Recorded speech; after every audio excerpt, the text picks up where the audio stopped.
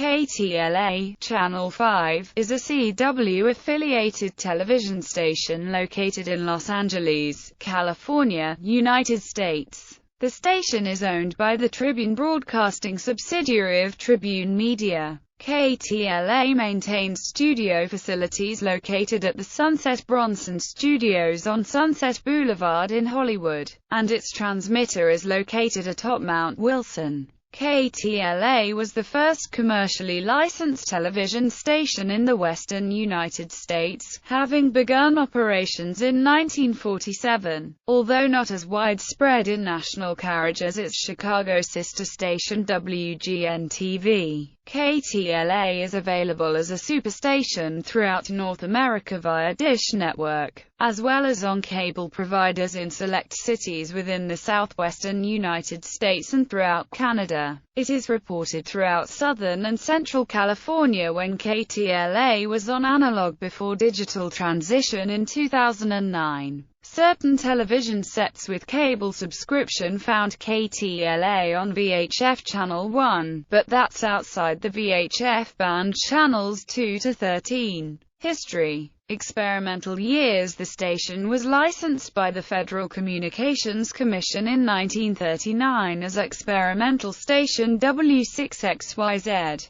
broadcasting on VHF Channel 4. It did not sign on the air until September 1942. The station was originally owned by Paramount Pictures subsidiary Television Productions, Inc., and was based at the Paramount Studios lot. Klaus Landsberg, already an accomplished television pioneer at the age of 26, was the original station manager and engineer. Early years as a commercially licensed station. On January 22, 1947, the station was licensed for commercial broadcasting as KTLA on Channel 5. Becoming the first commercial television station in Los Angeles, the first to broadcast west of the Mississippi River, and the 8th television station overall in the United States. Estimates of television sets in Los Angeles County at the time had ranged from 350 to 600. Since experimental station W6XAO was already in operation,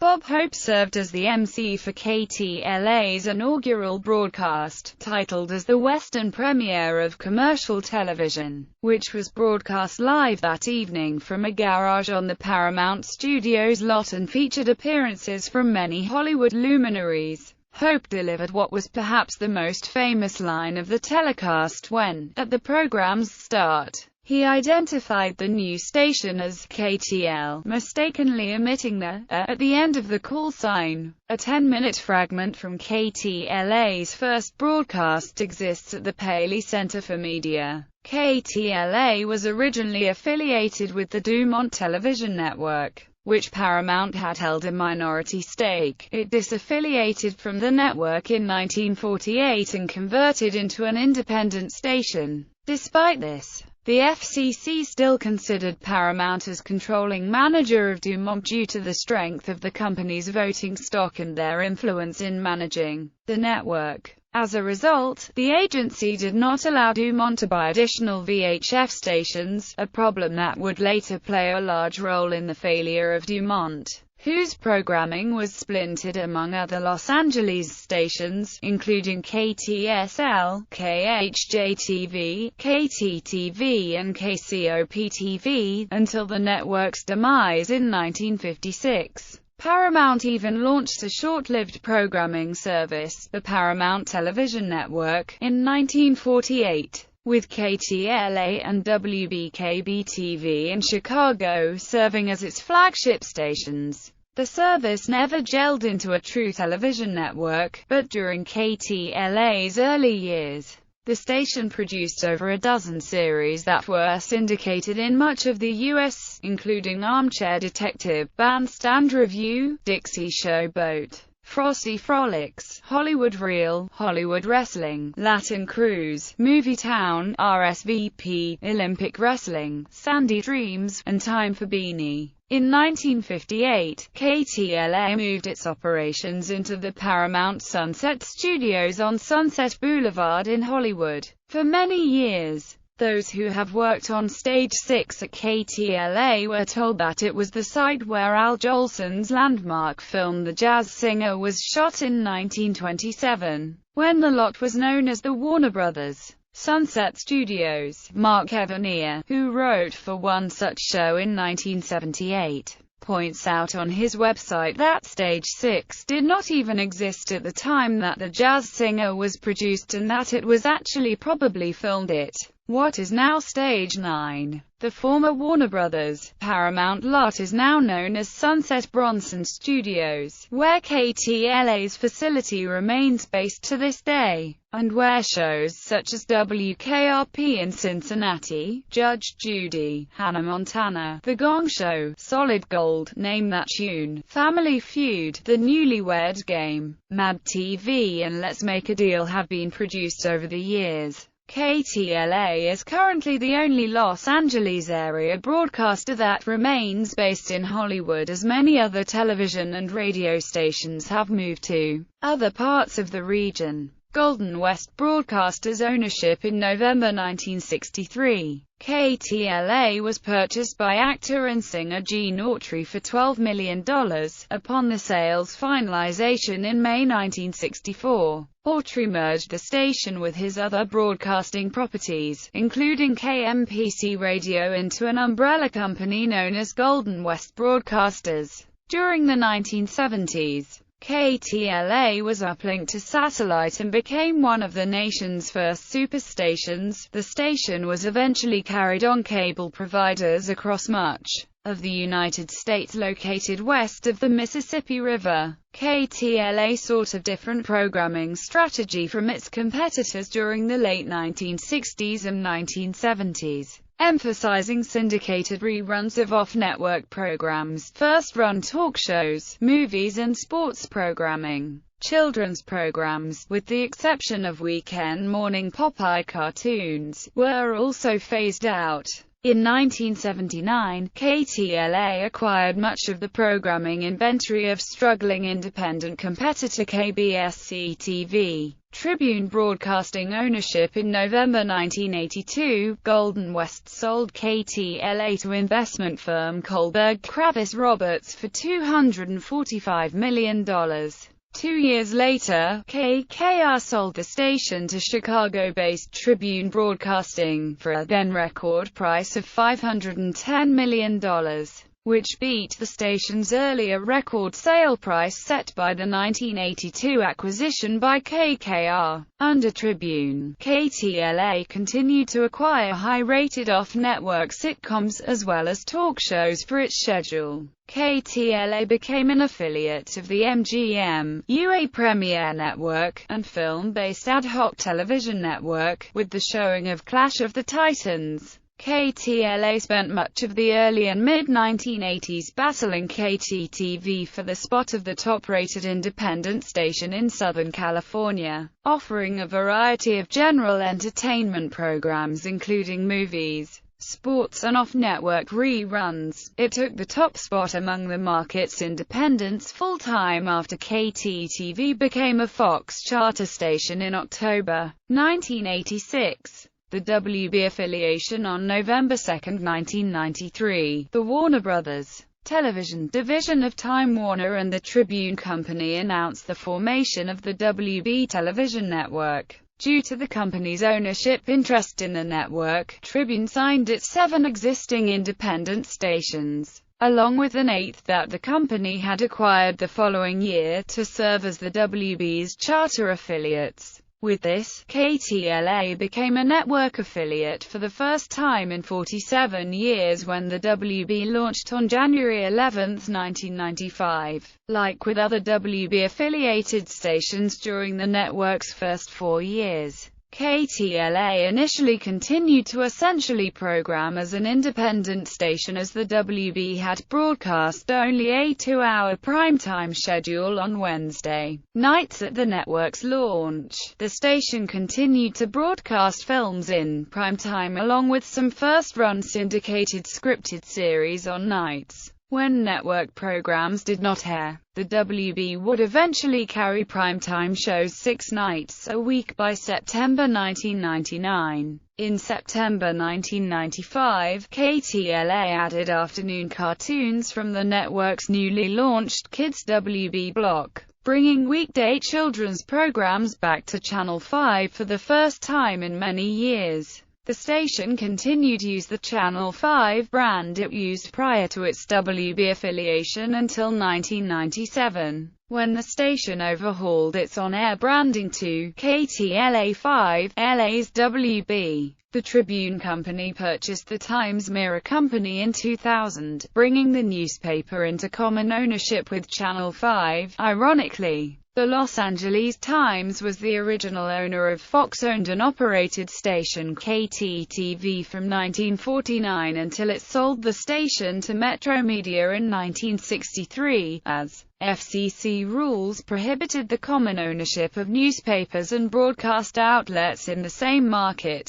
Tribune filed for and was granted a waiver by the agency in order to acquire the Times. The Times and KTLA were separated on August 4, 2014, when Tribune spun off its publishing division into a separate company. KTLA and Tribune's other broadcasting properties remained with the original company, which was renamed as the Tribune Media Company. KTLA unveiled a new branding campaign on January 1, 2005, that omitted all references to its over-the-air Channel 5 position. The new look included a modernized logo with a halo emblem over the KTLA calls and WB logo, and a change in branding to KTLA, the WB. The CW affiliation on January 24, 2006, the Warner Brothers unit of Time Warner and CBS Corporation announced that the two companies would shut down the WB and UPN and combine the networks' respective programming to create a new fifth network called the CW. With the announcement, Tribune Broadcasting signed 10-year agreements for KTLA and 16 of the company's 18 other WB-affiliated stations to become charter affiliates of the